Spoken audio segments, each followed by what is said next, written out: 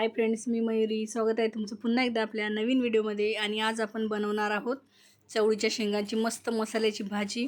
आणि एकदम अशी जास्त रस्सा पण नाही करणार आणि जास्त घट्ट पण नाही. आणि खूप छान मस्त लागते ही भाजी चवीला. आणि ही भाजी टिफिनमध्ये देण्यासाठी पण छान आहे. संध्याकाळच्या जेवणात, सकाळच्या जेवणात, कोणत्याही टाईमला तुम्ही खाऊ शकता. मस्तच लागते. आणि त्यासाठी आता आपण इथे घेतलेल्या आहेत चवळीच्या शेंगा. मस्त हिरव्यागार शेंगा घेतलेल्या आहेत. आणि शेंगा ह्या कोवळ्याच घ्यायच्या. आणि ह्या शेंगा आता आपल्याला मस्तपैकी धुवून छान अशा चिरून घ्यायच्या आहेत. आणि तुमच्या आवडीनुसार छोट्या मोठ्या कशाही तुम्ही चिरून घेऊ शकता. आणि आता मसाल्यासाठी आपण इथे शेंगदाणे घेतलेले आहेत, थोडीशी अद्रक घेतली आहे, 8 ते 9 लसणाच्या पाकळ्या घेतल्या आहेत आणि 3 ते 4 हिरव्या मिरच्या घेतलेल्या आहेत. आणि आता आपल्याला याचा मसाला तयार करून घ्यायचा आहे. कच्चंच वाटायचं आहे, हे भाजून नाही घ्यायचं. आणि फोडणीसाठी आपल्याला इथे लागणार आहे कांदा. एक मोठा कांदा कट करून घेतला आहे आणि एक टोमॅटो कट करून घेतला आहे. जाड बारीक तुम्हाला जसा पाहिजे तसा कट करून घ्या. आणि आता मसाला तयार करून घेऊ आपण. मिक्सरच्या भांड्यामध्ये मी आता शेंगदाणे टाकून घेतले. त्याचसोबत इथे एक मोठा चमचा धने टाकून घेतले, हिरव्या मिरच्या टाकून घेतल्या आणि अद्रक टाकून घ्यायचे आणि लसूण टाकून घ्यायचं आहे. आणि हे आता आपल्याला जाडसर असं वाटून घ्यायचं आहे. एकदम जास्त पण जाड नाही पाहिजे आणि जास्त बारीक पण नाही पाहिजे. हे बघा अशा पद्धतीने.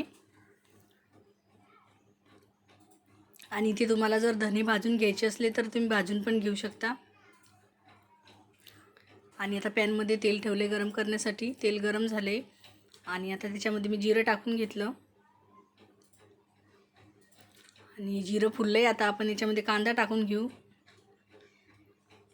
आणि हे आता आपल्याला मस्तपैकी परतून घ्यायचं आहे. आणि कांद्याचं प्रमाण तुम्ही तुमच्या आवडीनुसार कमी किंवा जास्त करू शकता. आणि तुम्हाला जर लांब कांदा कट करायचा असेल तर लांब पण कट करू शकता. आणि कांदा थोडासा परतून झाला आहे. आता याच्यामध्ये आपण टोमॅटो ॲड केला आणि तो पण मस्तपैकी परतून घेऊ. आणि तुम्हाला जर टोमॅटो नसेल टाकायचा, नाही टाकला तरीही चालेल, काही हरकत नाही.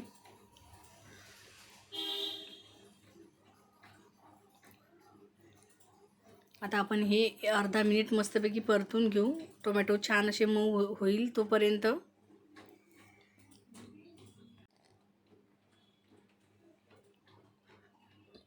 आता टोमॅटो मऊ झाला आहे. याच्यामध्ये आपण तयार केलेलं वाटण टाकून घेऊ.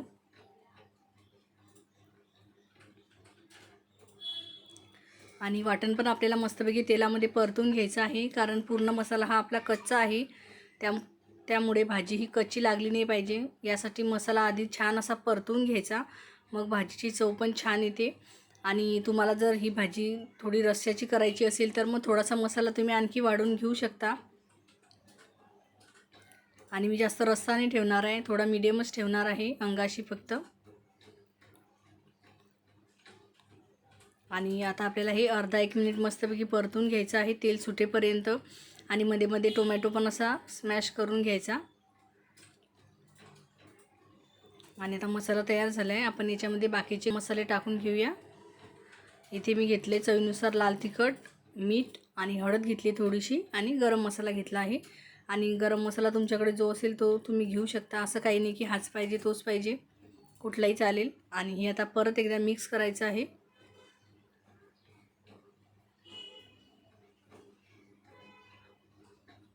आणि तुम्हाला जर फोडणीमध्ये जिरं नसेल घालायचं तर तुम्ही जेव्हा आपण वाटण तयार करतो तेव्हा पण त्याच्यामध्ये पण जिरं घातलं तरी पण भाजी मस्तच लागते चवीला. आणि छान असं मिक्स करून घ्यायचं.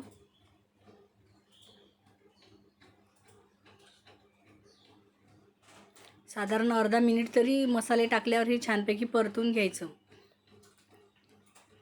आणि आता हे परतून झाले. आपण याच्यामध्ये आता बारीक कट केलेल्या शेंगा टाकून घेऊ. जास्त मोठे आणि जास्त छोट्या पण नाही केल्या आहे, मीडियम आकाराच्या कट करून घेतल्या शेंगा. आणि हे आता आपल्याला मिक्स करून घ्यायचं आहे. आणि ह्या शेंगा आपण मसाल्यात टाकल्यावरती मस्तपैकी परतून घ्यायच्या अर्धा एक मिनिट. आणि मगच आपण याच्यामध्ये पाणी टाकून घेऊ.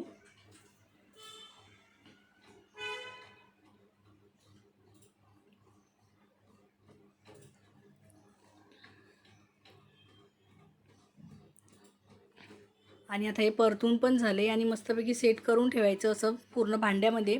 आणि आता आपल्याला याच्यावरती झाकण ठेवून परत 1-2 मिनटासाठी शिजवून घ्यायचं आहे. आणि वरती पाण्याचा ग्लास पण ठेवला आहे मी. तुम्हाला जर पाहिजे असलं तर तुम्ही कोणत्या भांड्यामध्ये पण ठेवू शकता. आता 2 मिनिट झालेले आहेत. आपण एकदा चेक करून घेऊ. मस्तपैकी छान वाफ निघालेली आहे आणि तुम्ही कलर पण बघू शकता भाजीचा किती मस्त दिसत आहे. आणि परत एकदा हे मिक्स करून घ्यायचं आहे आपल्याला आता. आणि आता लागेल तसं आपण याच्यामध्ये पाणी टाकून घेऊ.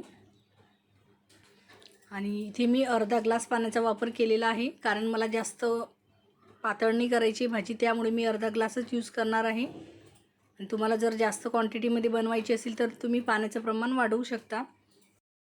आता पाणी टाकल्यावर मिक्स करून घेतलं आणि परत आता झाकण ठेवून 2 मिनटासाठी परत ही भाजी आपल्याला आता शिजवून घ्यायची आहे. आणि 2 मिनिट झालेले आहे. तुम्ही बघू शकता भाजी पण इथे तयार झालेली आहे. तुम्हाला मस्तपैकी मिक्स करून दाखवते. तुम्ही बघू शकताय जास्त पातळ पण नाही, जास्त घट्ट पण नाही, एकदम मीडियम कन्सिस्टन्सीमध्ये आपली भाजी इथे तयार झालेली आहे. ही तुम्ही मुलांना मस्तपैकी डब्यामध्ये देऊ शकतात, मिस्टरांना पण डब्यामध्ये देऊ शकतात.